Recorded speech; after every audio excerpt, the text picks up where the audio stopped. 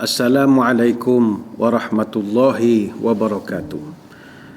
Bismillahirrahmanirrahim. Alhamdulillahi hamdan katsiran tayyiban mubarakan fihi kama yanbaghi li jalali wajhika wa li 'azimi sultanik.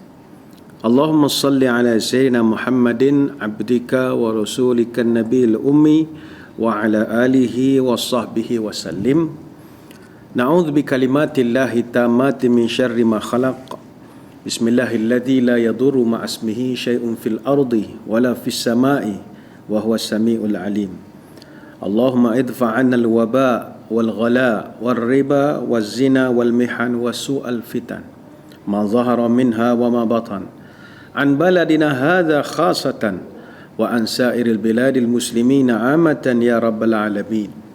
Nawaitu ta'alluma wa ta'lim wa tadhakkura wa tadhkir wa naf'a wal intifa' wal ifadah wal istifadah wal hatha 'ala tamassuki bi kitabillah wa sunnati rasulih wa du'a ilal huda wa dalalah 'alal khair ibtigha'a wajhillah wa mardatihi wa qurbihi wa thawabihi lillahi ta'ala. Apa khabar saudara? Alhamdulillah. Sekali lagi kita dipertemukan menerusi program Minda Imam Besar yang dibawakan kepada kita oleh Pusat Kutipan Zakat Majlis Agama Islam dan Adat Resam Melayu Pahang. Kita sudah pun memasuki musim yang kedua, dan bagi musim yang kedua ini kita menggunakan sebuah kitab yang baru, iaitu Rahsia Kematian, Alam Akhirat dan juga Kiamat, yang merupakan kitab terjemahan daripada judul asalnya At-Tazkirah fi Ahwalil Mauta wa Umuril Akhirah. Kitab setebal 1221 halaman karya Imam Abu Abdullah Al-Qurtubi ataupun Imam Al-Qurtubi, seorang ulama yang begitu tersohor sekali sekitar tahun 600 Hijrah, bermazhab Sunni Maliki, dan beliau lebih masyhur dalam bidang tafsir, iaitu beliau mengarang kitab tafsir Al-Jami' li Ahkamil Quran setebal 20 jilid. Inilah kitab yang kita gunakan, kitab terjemahan. Hari ini juga saudara, hari Rabu 11 hari bulan November tahun 2020 bersamaan 25 Rabiul Awal tahun 1442 Hijriah. Dan bagi kita masih lagi berhadapan dengan bencana non-alam yang berskala international, dan tanpa kita sedari sejak daripada bulan Mac, 18 Mac sampai hari ini genap 238 hari ataupun 7 bulan 24 hari kita berada dalam tempoh kordon saniter, tempoh paling panjang, iaitu perubahan jadual kita sebelum dan selepas daripada bulan Mac. Dan bagi kami di negeri Pahang, Kelantan, Sarawak dan Perlis, kita sedang berada pada hari ke-154 pelaksanaan Perintah Kawalan Pergerakan Pemulihan ataupun Recovery Movement Control Order, RMCO, yang telah pun bermula pada 10 Jun dan akan tamat pada 31 Disember nanti.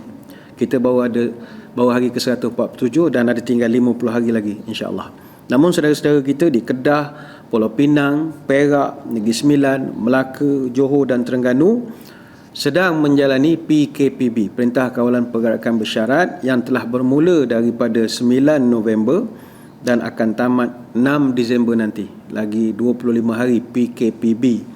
Adapun saudara-saudara kita di Kuala Lumpur, Putrajaya, Selangor dan daerah-daerah yang terjejas teruk di Sabah telah dilanjutkan lagi selama 28 hari. Kita seperti biasa berharap dan mendoakan supaya masyarakat dapat menyesuaikan diri dengan normal dan juga kelaziman baharu dalam kehidupan seharian, dan usahalah sedaya upaya untuk mematuhi tata cara pengendalian piawai ataupun SOP yang telah ditetapkan oleh pihak pemerintah. Kita pernah menghadapi pandemik ini pada bulan Mac yang lalu dan kita pernah berjaya melandaikan lekuk, dan kini selepas 7 bulan kita diuji sekali lagi, dan tidak adalah ubat yang lebih mujarab melainkan kita bekerjasama dan saling menyokong antara satu sama lain. Ayuh kita lakukan sekali lagi, kita kawal situasi gelombang ketiga ini dengan melandaikan keboleh jangkitan, lengkungan keboleh jangkitan. Dengan izin Allah kita akan menang melawan COVID ini. Baik, kita masuk satu bab yang baru pada yang ada kitab, bab 10 muka surat 483. Bab 10 halaman 483, Abwabul Mizan, babu ma jaa fil mizan wa annahu haqqun. Terjemahan di dalam kitab dia buat tajuknya neraca amal di akhirat. Yang nak kita bincangkan pada hari ini adalah tentang neraca amal di akhirat, ataupun lebih kita panggil neraca timbangan, ataupun orang lebih kenal dengan al-mizan. Prosesnya begini, kata tuan kitab, selepas berlakunya yaumul mahsyar, dan mahsyar kita dah bincangkan pada kesempatan yang lalu, semua manusia ketika itu akan berdiri di hadapan Allah selama setengah hari saja perkumpulan di mahsyar. Tapi setengah hari itu tempoh di dunianya 25,000 tahun. Bagi orang yang beriman akan diringankan penantian mereka. Contohnya ketika kita duduk dalam keadaan matahari itu panas, akan diringankanlah penantian. Dan kata tuan kitab, penantian bagi orang-orang yang beriman sama seperti kita merasakan suasana ketika matahari nak mulai tenggelam. Sampailah dia betul-betul tenggelam. Mana nak rasa sekejap pun tidak, lama pun tidak. Dia kalau duduk teluk cepedak di mana-mana, tengok dia tenggelam begitu. Itu perasaan orang beriman ketika berada di padang mahsyar. Tidak sekejap dan tidak juga lama. Kemudian kata tuan kitab, akan munculnya matahari yang akan didekatkan di bumi mahsyar itu nanti, sampailah seukuran anak panah atas kepala seluruh makhluk ketika itu. Dan manusia akan bersimbah peluh sampai 70 bak. 70 bak ini ukuran dalam 2 tangan, ukuran kedalaman 2 tangan. Dan bagi orang yang beriman dan ahli-ahli syurga, peluh mereka hanya akan membasahi dahi saja. Namun bagi orang-orang yang lain, itu beza-bezalah dia punya tahap peluh mereka.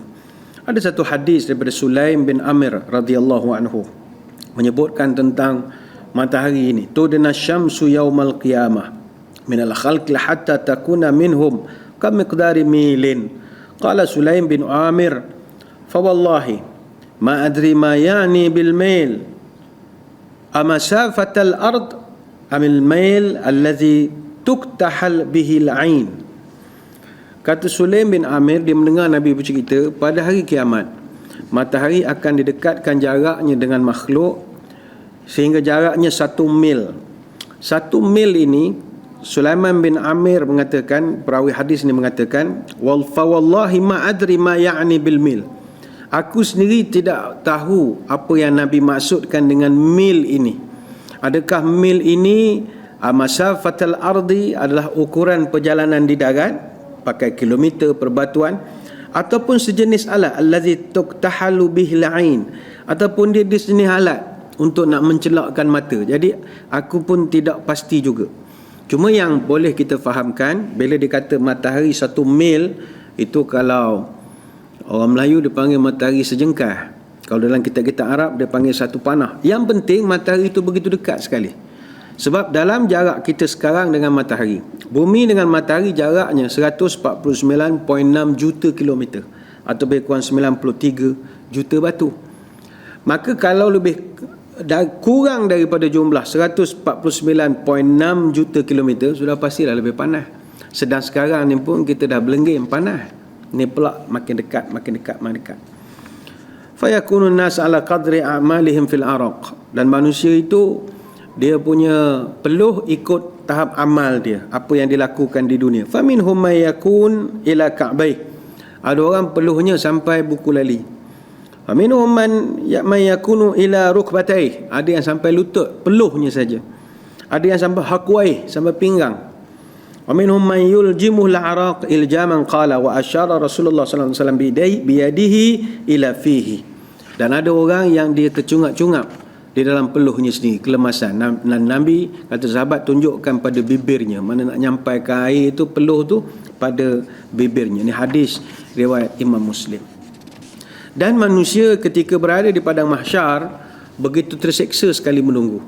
Walaupun tempohnya hanya setengah hari, tapi begitu terseksa sehingga ada di kalangan manusia yang berdoa kepada Allah, ya Rabbi irhamna walau ilan nar. Wahai Allah, kesianlah pada kami, campakkanlah kami dalam neraka. Ini bukan kita berdoa, ni orang yang menyebutkan.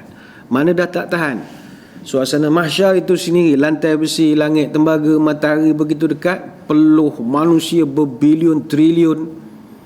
Jadi dalam seksa begitu, ada yang kata, wahai Allah, Tak payahlah kami tunggu-tunggu, campak neraka settle masalah teruslah, hukum teruslah, tak payah mahkamah-mahkamah lagi.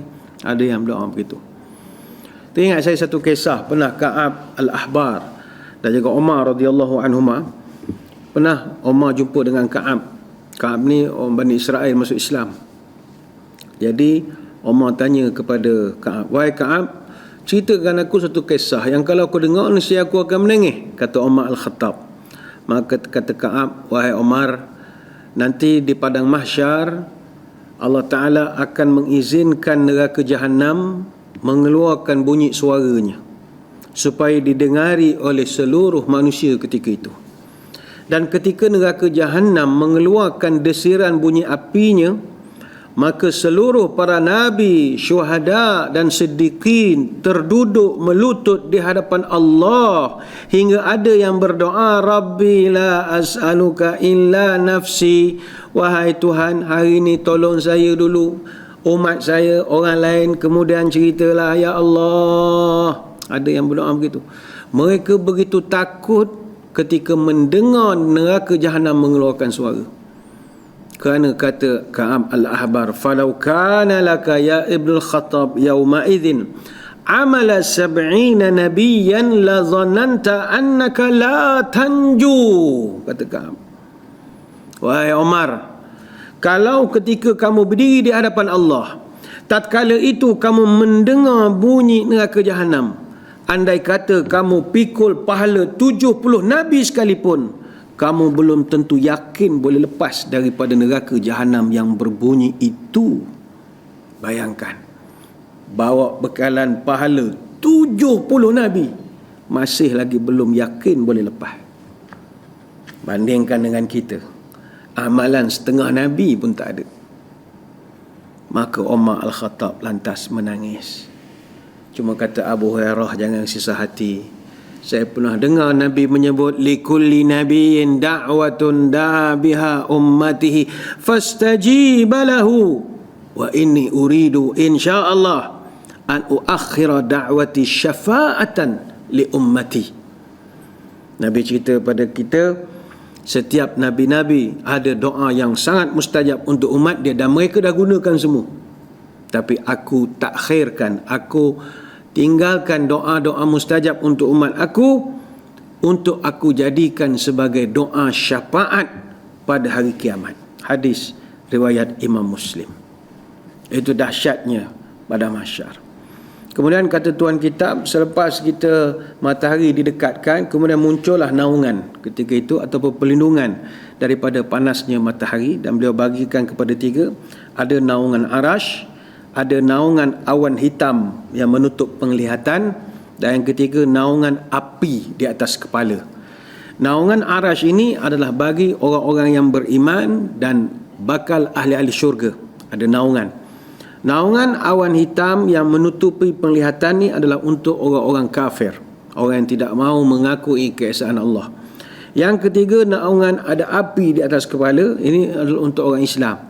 Tetapi yang banyak dosa, yang syirik, yang munafik dan berbagai lagi. Kemudian kata tuan kitab, seluruh makhluk akan berkeliling di bumi mahsyar untuk mencari pertolongan dan mohon supaya disegerakan perbicaraan atau penimbangan. Seluruh manusia ini akan pergi menghadap 124 orang Nabi untuk nak mohon bantuan, tetapi tidak ada yang sanggup untuk menghulurkan bantuan kecuali Nabi Muhammad sallallahu alaihi wasallam. Kemudian kata tuan kitab, datanglah para malaikat untuk dibuka satu fasa baru pada hari kiamat, iaitu Yaumul Mizan, hari penimbangan. Ini yang kita nak terangkan. Apa yang dimaksudkan sebagai Al-Mizan? Saudara, ahli-ahli sunnah wal jemaah yakin bahawa hari kiamat akan ditegakkan satu benda yang dipanggil Al-Mizan, dan pada hari itu akan dibukakan segala catatan-catatan amal. Apa makna Al-Mizan? Secara bahasa, secara etimologi, Al-Mizan adalah alat atau penimbang untuk mengukur sesuatu berdasarkan berat ataupun ringan. Itu secara segi bahasanya.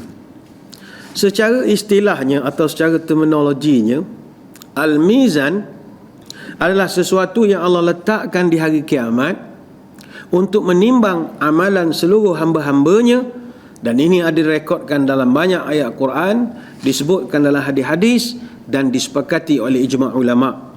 Antaranya, faman thaqulat mawazinuhu faulaika humul muflihun wa man khaffat mawazinuhu faulaika alladhina khasiru anfusahum fi jahannam khalidun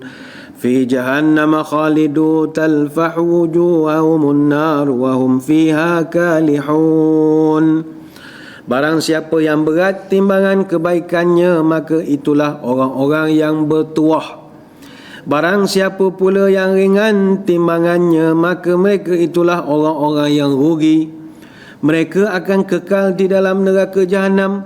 Muka mereka dibakar dengan api neraka, dan mereka berada dalam neraka itu dalam keadaan cacat. Surah Al-Mu'minun ayat 102 sampai 104. Dalam ayat yang lain, wa kulla insani alzamnahu ta'irahu fi 'unuqihi wa nukhriju lahu yawmal qiyamati kitaban yalqahu mansyuran iqra' kitabaka kafa bi nafsika al-yawma 'alaika hasiba. Dan setiap manusia telah kami kalungkan catatan amal perbuatan di lehernya, dan pada hari kiamat kami keluarkan baginya sebuah kitab dalam keadaan terbuka.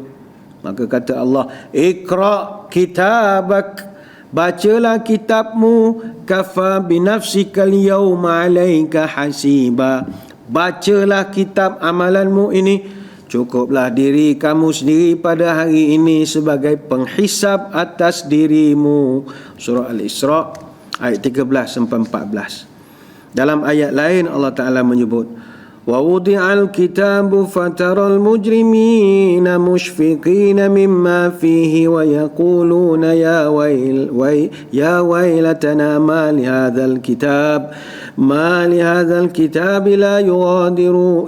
yughadiru saghiratan wala kabiratan illa ahsaha wa wajadu ma amilu hadira wala yazlimu rabbuka ahada. Dan diletakkanlah kitab, lalu engkau akan melihat orang-orang yang bersalah menggigil ketakutan terhadap apa yang telah ditulis di dalam kitab itu. Mereka pun berkata, cilakalah kami pada hari ini. Kitab apakah ini yang tidak meninggalkan walau yang kecil, apatah lagi yang besar, melainkan dicatatkan semuanya. Dan mereka dapati apa yang telah mereka kerjakan semuanya tertulis, dan Tuhan tidak akan menganiaya seorang pun. Surah Al-Kahfi ayat 49. Jadi ayat-ayat ini kata ulama jelas menunjukkan akan ada yaumul mizan, yaumul hisab, hari akan diperiksa setiap amalan yang telah direkodkan di dalam kitab kiri dan kanan kita. Bagaimana dalam hadis pertama daripada Abi Hurairah radhiyallahu anhu, kalimatani khafifatani 'ala lisan thaqilatani fil mizan habibatani ila rahman subhanallah wa bihamdihi subhanallahil azim. Nabi pernah menyebut antaranya ada dua kalimat yang sangat ringan diucapkan pada lidah tetapi sangat berat pada timbangan. Jadi Nabi sebut perkataan timbangan. Dan ayat atau kalimat ini sangat dicintai oleh Allah.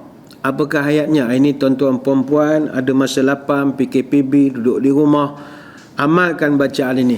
Subhanallah wa bihamdihi subhanallahil azim. Subhanallah wa bihamdihi subhanallahil azim. Dua kalimat ini begitu ringan kata Nabi, tapi boleh memberatkan timbangan. Ini hadis riwayat Bukhari dan Muslim. Baik, tuan kita membahaskan apakah bentuk neraca ataupun al-mizan itu. Mizan secara hakiki dia memiliki dua daun penimbang. Macam kita menengok alat penimbang jugalah, cuma alat penimbang di pasar sekarang ada satu di tempat letak, ada meter dia tu. Yang ni dua, setel orang dulu. Dacing, orang panggil dacing. Jadi mizan ini secara hakiki dia ada dua daun timbangan. Sebagaimana hadis daripada Abdullah bin Amr al-As tentang hadis pemilik bitaqah, pemilik kad. Yang ini kita akan bahaskan kalau ada masa pada hari ini, hadis tentang hadis bitaqah. Fatuda'u sajlatu fi kiffati wal bataqah fi kiffatin. Fatashatis sajalatu wa saqulatil bataqah. Fala yathqalu ma'asmillahi syai'un. Lalu catatan-catatan amal itu diletakkan di salah satu sisi daun neraca atau timbangan, dan bitaqah ni macam kad.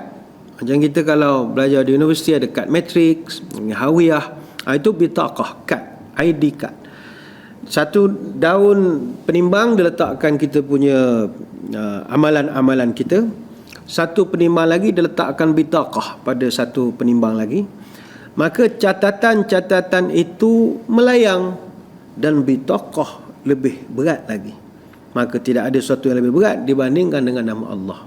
Nanti kita akan terangkan hadis ini agak panjang. Jadi dua penimbang, letak amalan banyak jatuh ke bawah. Amalan-amalan kita ini patut jatuh ke bawah. Tapi satu kad ni saja dia boleh lebih berat daripada amalan kita. Apakah rupa al-mizan? Baik, diterangkan begini.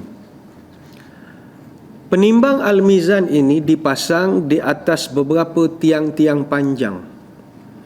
Tiap-tiap tiang panjangnya antara barat dengan timur. Piring mangkuknya begitu luas, seluas bumi. Begitu juga panjang dan lebarnya juga sebesar bumi.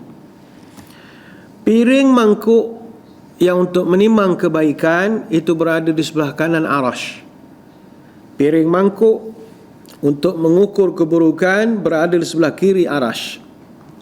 Di antara neraca itu bagaikan gunung yang dipenuhi dengan kebaikan dan keburukan. Dan pada hari itu, satu hari manusia bersamaan 50,000 tahun perhitungan di dunia. Baik, timbul satu persoalan, penimbang ni nanti apa yang nak ditimbangkan? Baik, ada beberapa pandangan ulama. Ini kita boleh kongsilah. Pertama yang akan ditimbang adalah amalan kita. Amalan kita, amal baik, amal buruk semua ditimbang. Faman ya'mal mithqala dzarratin khairan yarah. Siapa yang buat kebaikan akan dia melihatlah pada hari itu segala kebaikannya. Siapa yang buat kejahatan juga akan ditengokkan kejahatan dia. Sebab itu Allah Ta'ala menyebut dalam surah, misalnya dalam banyak ayat Al-Quran, siapa buat kebaikan dia akan tengok, siapa yang buat kejahatan dia akan tengok. Surah Az-Zalzalah misalnya disebutkan. Betul je dalam hadis disebutkan yang kita bacakan tadi, kalimatani habibatani ilar rahman khafifatani ala lisan. Dua perkataan begitu ringan sekali di lidah tapi berat di timbangan. Subhanallah bihamdi, subhanallahil azim. Artinya yang pertama akan ditimbang adalah amalan-amalan kita. Selesai. Yang kedua, kata ulama, yang akan ditimbang adalah catatan kita, lain rekod.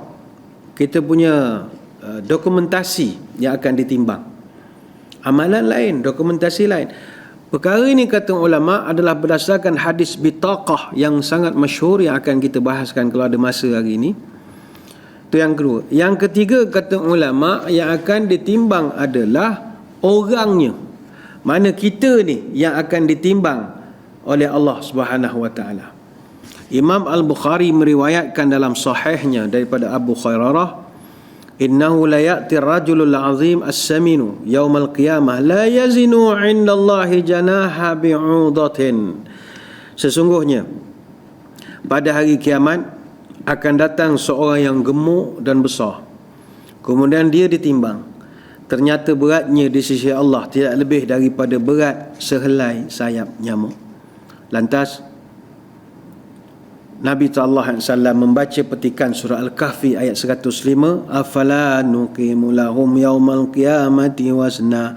Maka kami tidak akan menegakkan bagi mereka timbangan pada hari kiamat. Ini hadis riwayat Imam Bukhari. Ada dalil yang lain kata ulama. Pernah sekali diceritakan Abdullah ibn Mas'ud radhiyallahu anhu. Ini adalah seorang sahabat yang betih dia kecil saja. Kaki betih dia kecil. Jadi satu hari dia nak ambil ranting kayu pokok untuk nak bersiwak. Sedang dia memanjat tu, tiba-tiba angin bertiup agak kuat, terangkatlah jubah dia sikit. Bila kain dia terangkan, orang ternampak kaki dia dan betih dia yang kecil itu. Lantas para sahabat yang ternampak betih Abdullah bin Mas'ud ketawa. Mereka kata, poh, kecil je betih, ana halus kan betih. Umpama kita sekarang, betih dia besar botol mineral je, seolah begitulah. Halus sangat, kecil sangat betih. Dan kebetulan Nabi ada, Nabi bertengok, buaya ketawa apa hal? Maka kata sahabat, tengok betih bin Mas'ud, kecil sangat ya Rasulullah. Tengok badan besar sangat, rupa kecil betih. Maka apa Nabi jawab? Wallazi nafsi biyadihi lahuma athqalu fil mizani min Uhudin.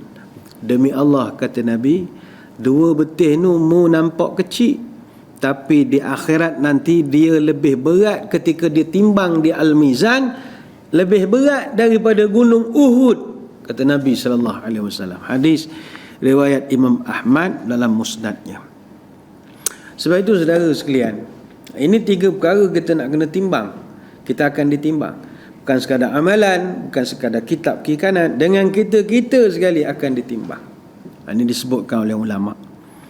Cuma yang kita agak khawatir bila cerita tentang Al-Mizan ini adalah apabila amalan kita ini tidak seimbang. Tak seimbang dalam arti kata kita punya jahat dengan baik sama banyak.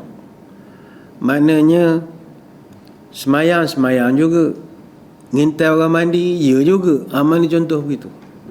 Semayang masjid dah, mencuri selipar muka kita juga. Maknanya balance.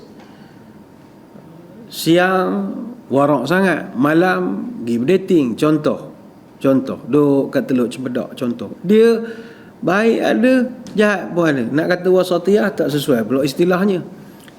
Dia 50-50 lah. Ini susah. Apa sebab? Baik, ada satu golongan dalam Quran Allah Ta'ala sebut, dia panggil golongan Al-A'raf. Ada satu surah dalam Quran nama surah Al-A'raf. Memang ada 206 ayat. Surah ini dinamakan Al-A'raf kerana perkataan Al-A'raf yang terdapat pada ayat ke-46 telah menceritakan tentang keadaan satu golongan manusia akan berada di satu tempat dia panggil Al-A'raf di hari kiamat nanti, iaitu tempat tertinggi di antara batas surga dengan batas neraka. Wa bainahuma hijabun wa 'alal a'rafi rijalun ya'rifuna kullam bisimahum. Dan di antara kedua surga dan neraka ada tembok hijab, dia panggil Al-A'raf, yang menjadi peninding. Dan di atas tembok itu ada sebilangan manusia yang mengenali setiap seorang daripada ahli neraka dan ahli surga itu dengan kulam bisimahum, dengan melihat tanda-tanda pada wajah mereka. Ini surah Al-Kahfi, surah Al-A'raf. Wa nadaw ashabal jannati an salamun alaikum lam yadkhuluha wa hum yatma'un. Dan mereka pun memanggil ahli surga dan memberi salam, salamun alaikum, sedang mereka sendiri belum lagi masuk surga, padahal wahum yatma'un, sangat nak masuk surga tapi tak dapat lagi. Surah Al-A'raf ayat 46. Dalam tafsir Munir fil Aqidah wa Syariah wal Manhaj karya Dr. Wahbah Al-Zuhaili, Ibnu Jarir At-Tabari meriwayatkan daripada Huzaifah bahawasanya dia telah ditanya siapakah penduduk A'raf itu. Maka Huzaifah menjawab, hum qaumus tawat hasanatuhum wasayyiatuhum faqassarat bihim sayyiatuhum 'anil jannah wa khallafat bihim hasanatuhum 'anil nar. Kata Huzaifah, mereka adalah golongan yang mana amal kebaikan mereka sama timbangannya dengan amal kejahatan mereka. Mereka tidak dimasukkan ke dalam neraka kerana amalan kebaikan mereka ada, dan mereka tidak pula dimasukkan ke syurga kerana amalan kejahatan mereka pun ada. Ini people whose good and bad deeds are equal. Their evil deeds prevented them from qualifying to enter the paradise, and their good deeds qualified them to avoid from the fire. Therefore, they are stopped on the wall until Allah judges them. Ini disebut dalam tafsir-tafsir Inggeris. Maknanya balance lah. Nak campak neraka ada pahala, nak campak surga dosa pun boleh tahan juga. Kata Ibn Kathir rahimahullah, Al-A'raf adalah tembok yang menghalang ahli neraka daripada masuk ke syurga. It's the barrier between paradise and the hellfire, prevents the people of the fire from reaching the paradise. Dia penghalang. Baik, siapa golongan atau ashabul a'raf ini? Kita doalah kita tak jadi kelompok ini. Dia ada macam-macam pandangan ulama. Pertama adalah hum al-mustashhiduna fi sabilillah allazi kharaju asata li abaihim.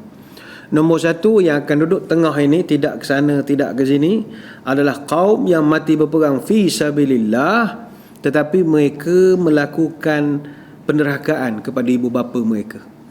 Mereka berjihad bagus, pergi ke sana sini berperang mempertahankan agama, tapi mak ayah tak percaya, tak boleh.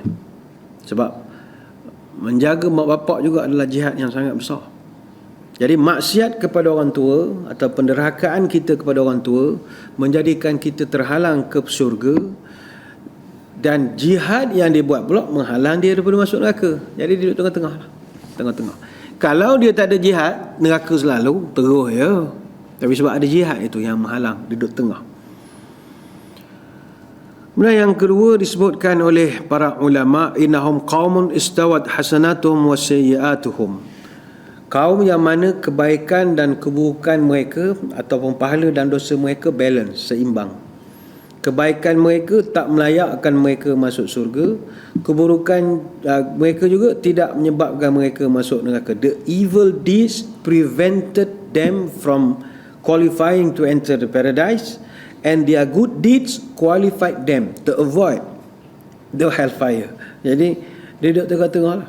Ini adalah pendapat yang dikemukakan oleh Ibn Mas'ud, Ibn Abbas, Abu Hurairah, Huzaifah Al-Sya'bi dan juga Qatadah. Ini yang paling masyhur sekali.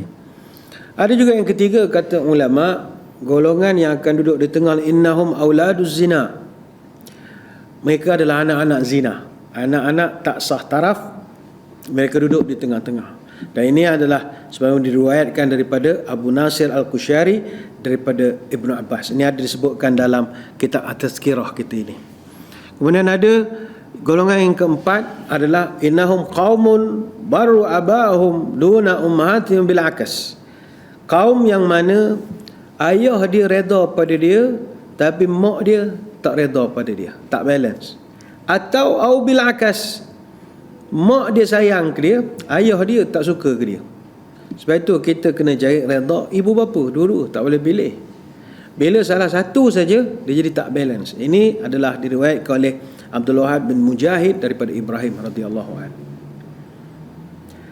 Yang kelima, siapakah golongan Al-A'raf ini? Innahum qaumun amilullah lakinnahum ra'u fi amalihim. Orang yang beramal kerana Allah tetapi mereka beramal itu hanya untuk nak show off saja atau nak riak saja kepada manusia. Jadi golongan-golongan Al-A'raf ni kata ulama, dia ditimbang, didapati mereka ni balance, jadi mereka tak boleh ke mana-mana, lantas mereka akan naik masuk mahkamah, untuk masuk prosiding mahkamah. Dan ketika itulah Allah Ta'ala, para malaikat akan bertanya, kita macam buat temu duga lah. Ente ni amalan balance, siang jahat, malam baik. Ente lain pula, siang baik, malam jahat. Jadi macam mana nak buat sekarang? Apa yang mereka akan lakukan adalah, setiap orang-orang ini, Ashabul A'raf, akan diminta menampilkan apakah amalan mereka terbaik di dunia untuk dijadikan sebagai pertimbangan. Itu yang akan berlaku prosesnya. Dia ada naik mahkamah. Jadi sebab itu Nabi SAW dia ajar kita apa amalan-amalan yang kalau ente buat, ini boleh memberatkan timbangan lebih cepat prosesnya. Itu tujuan Nabi mengajarkan.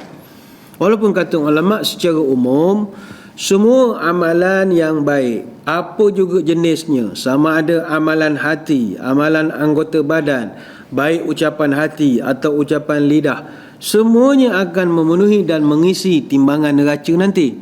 Terlebih lagi kalau Allah Subhanahu Wa Taala dengan rahmat dan keredaannya nak bagi double pula lagi kepada kita. Itu yes, prinsip itu kita percaya. Sebab Allah Ta'ala sendiri berjanji dalam Quran, innallaha la yazlimu mithqala dzarrah wa in taku hasanatun yudha'ifuha wa yu'ti min ladunka ajran 'azima. Sesungguhnya Allah tidak menganiaya seorang walaupun sebesar zarah, dan jika ada kebaikan sebesar zarah, Allah boleh lipat gandakan nilainya dan memberikan pahala yang besar. Surah An-Nisa ayat 40. Dan ada satu hadis qudsi, Nabi sallallahu alaihi wasallam meriwayatkan daripada Allah, innallaha katabal hasanati wasayyiati thumma bayyana dzalika faman hamma bihasanatin falam ya'malha katabaha Allahu lahu 'indahu hasanatan kamilah. Sesungguhnya Allah telah menetapkan kebaikan dan Allah menetapkan keburukan dan telah memberi penjelasan tentang dua-dua perkara ini. Barang siapa meniatkan satu kebaikan tetapi dia tidak melakukannya, Allah Ta'ala akan catat satu kebaikan penuh baginya dari sisinya. Contoh tuan-tuan, lepas pada habis kuliah duha ni nanti, niat misalnya nak pergi sedekah, tapi last minute tak boleh nak keluar sebab tak dibenarkan kita berada di zon merah misalnya. Contoh, nak minta kebenaran PDRM, tak dapat kebenaran. Niat tu dah ada, nak hantar bantuan macam-macam. Jadi sebab tak dapat nak buat, tapi kerana dah niat, dia catatkan satu kebaikan penuh, hasanah kamilah, full mark Allah Ta'ala bagi. Fa'in huwa hamma biha fa'amilaha katabaha Allahu 'indahu 10 hasanatin ila 700 di'fin ila adha'af katsirah. Jika dia niat dan dia buat pula amalan tersebut, Allah catat baginya 10 kali pahala kebaikan sampai 700 kali ganda, ila adha'afin katsirah. Dan Allah Ta'ala boleh bagi triple ke berapa dia punya sukalah. Sebab orang ini dia niat dan dia buat. Niat saja sudah dapat markah penuh, kalau buat lagi ekstra pahala. Wa man hamma bisayyi'atin falam ya'malha katabaha Allahu lahu 'indahu hasanatan kamilah. Fa in huwa hamma biha fa'amilha katabaha Allahu lahu sayyi'atan wahidah. Tapi barang siapa niat nak buat jahat dan dia cancel, tak jadi melakukannya, Allah catat pula satu kebaikan penuh bagi dia. Contoh, habis program ni kan, dia niat nak pergi jumpa girlfriend misalnya, nak pegang-pegang tangan, nak berpeluk-peluk, tiba tak jadi dia buat. Tak jadi. Tengok rancangan ni agaknya insaf pula dah kawan, pagi ni tak menjadi. Jadi Allah Ta'ala bagi pula satu pahala kepada dia, sebab dia niat nak buat tapi tak jadi buat. Kemudian Allah Ta'ala sebut, kata Nabi, kalau dia niat buat jahat, kemudian dia buat pula, fa'amilaha, dia lakukan pula kejahatan itu, katabahallahu lahu sayyi'atan wahidah. Allah catatkan satu saja keburukan, tidak lebih daripada itu. Buat kebaikan, pahala 10 sampai 700. Buat kejahatan, markah satu saja. Allah Ta'ala sayang pada kita. Hadis riwayat Bukhari dan Muslim daripada Ibnu Abbas. Baik saudara, apakah amalan-amalan yang boleh memberatkan timbangan kita? Baik, pertama sekali, dan tuan kitab pun ada sebut, amalan yang boleh memberatkan timbangan adalah ucapan 2 kalimah syahadah yang benar dan ikhlas daripada hati kita. Ucapan la ilaha illallah. Dalilnya adalah hadis bitaqah. Disebutkan Allah Ta'ala akan menyelamatkan seorang lelaki daripada manusia ini di hadapan seluruh makhluk-makhluk lain pada hari kiamat. Fayanshuru alaihi 99 sijilan, kullu sijil mithlu maddil basar. Maka lelaki ini bila Allah Ta'ala panggil, malaikat hamparkan di depannya 99 gulung dosa. Gulung kapek tu, dia ada 99 baris gulung. Satu gulung itu bila dihamparkan, maddal basar, sejauh pandangan mata, banyaknya lah dosa dia. Sayup mata mana, baru satu gulung.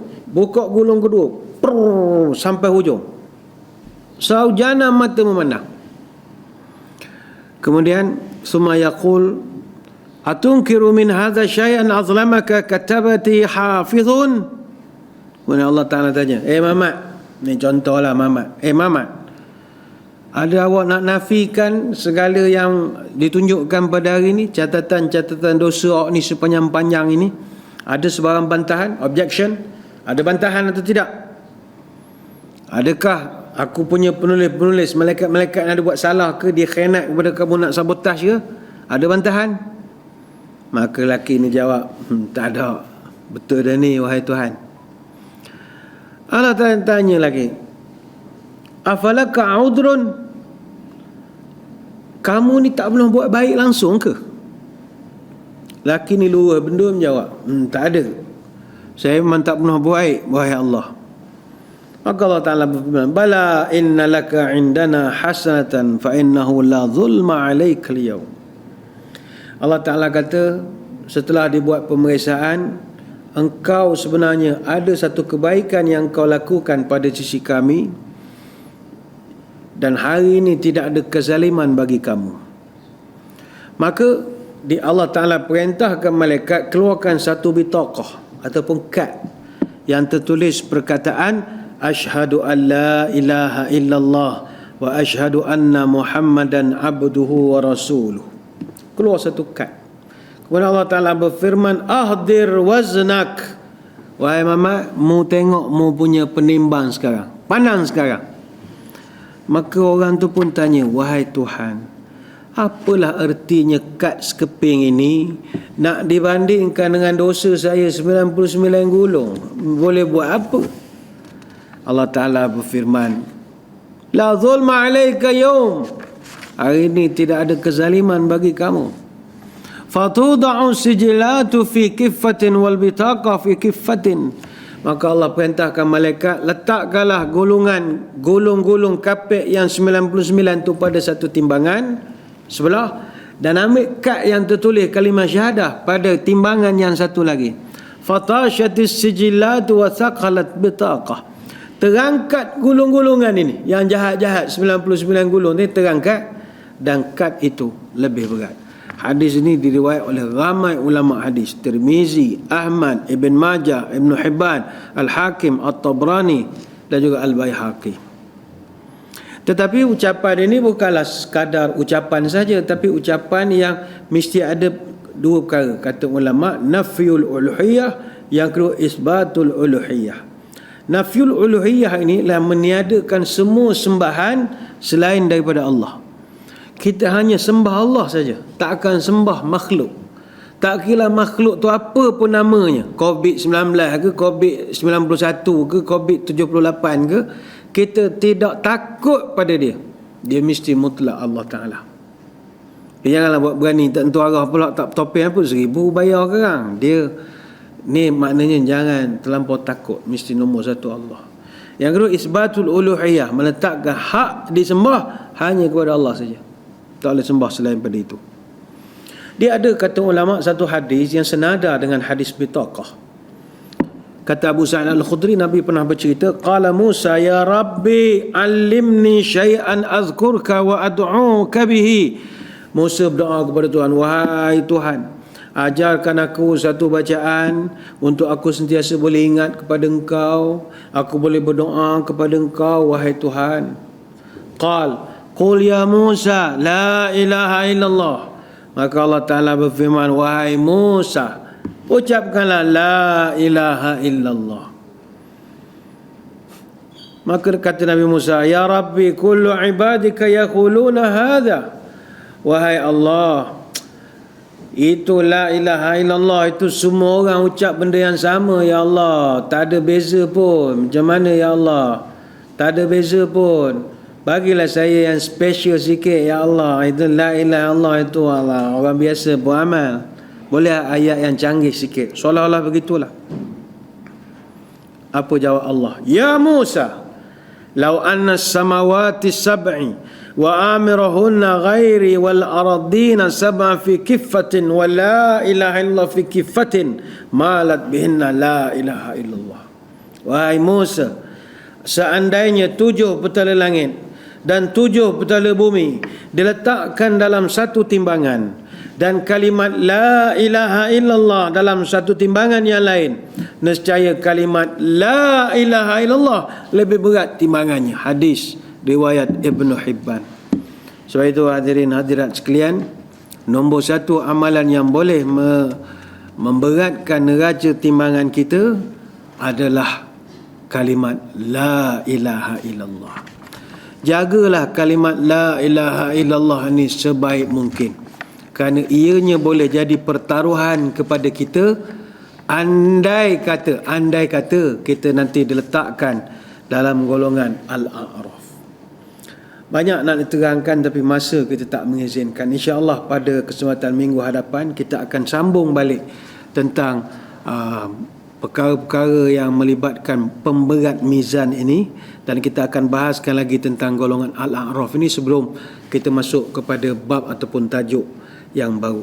Sekadar itu, pertemuan pada minggu ini ingin diwawarkan dan dimaklumkan bahawa Masjid Negeri Sultan Ahmad I akan mengadakan satu inisiatif bermula pada hari Isnin hadapan, hari Isnin 16 hari bulan, iaitu kita mengadakan program harian dipanggil sebagai Khatam Subuh, iaitu pada setiap hari mulai Isnin ini, solat subuh kita, imam bertugas akan membaca satu makra' ataupun kurang lebih 2 muka surat untuk 2 rakaat solat subuh secara konsisten setiap hari, bermula dari juz pertama, dan kita menjangkakan dalam tempoh 8 bulan kita boleh mengkhatamkan keseluruhan Al-Quran menerusi solat subuh berjemaah di Masjid Negeri Sultan Ahmad I. Solat subuh saja, adapun zuhur, asar, maghrib dan isyak masih lagi pembacaannya bergantung kepada pembawakan imam masing-masing. Sekadar itu sembang-sembang pada kesempatan pagi ini. Terima kasih atas perhatian. Mohon maaf sebarang kekurangan. Moga-moga bertemu lagi pada lain-lain kesempatan. Sebelum berpisah, marilah kita menadah tangan berdoa. Moga pertemuan kita diberkati ilahi. A'udzubillahi minasyaitonirrajim. Bismillahirrahmanirrahim. Allahumma salli wa sallim ala sayyidina Muhammadin salatan tukhrijuna biha min zulumatil wahmi. Allahumma in kana rizqina fis sama'i fanzilhu wa in kana fil ardi fa akhrijhu wa in kana mu'siran fayassirhu wa in kana haraman fatahhirhu wa in kana ba'idan faqarribhu bihaqqi du'aika wa bahaika wa jamalika wa quwwatika wa qudratika atina ma ataita ibadika salihin. Ya Allah, kalau rezeki kami masih di langit, turunkanlah. Kalau di bumi, keluarkanlah. Kalau sukar, permudahkanlah. Kalau haram, sucikanlah. Kalau jauh, dekatkanlah. Berkat waktu duhamu, kecantikanmu, keindahanmu, kekuatanmu, kekuasaanmu, limpahkanlah kepada kami segala yang telah Engkau limpahkan kepada hamba-hambamu yang soleh. Subhanakallahumma bihamdika nasyhadu an la ilaha illa anta nastaghfiruka wa natubu ilaik. Wa sallallahu ala sayyidina Muhammadin wa ala alihi wa sahbihi wa baraka wa sallam. Walhamdulillahi rabbil alamin. Wabillahi taufiq wal hidayah. Assalamualaikum warahmatullahi wabarakatuh. Wallahu a'lam.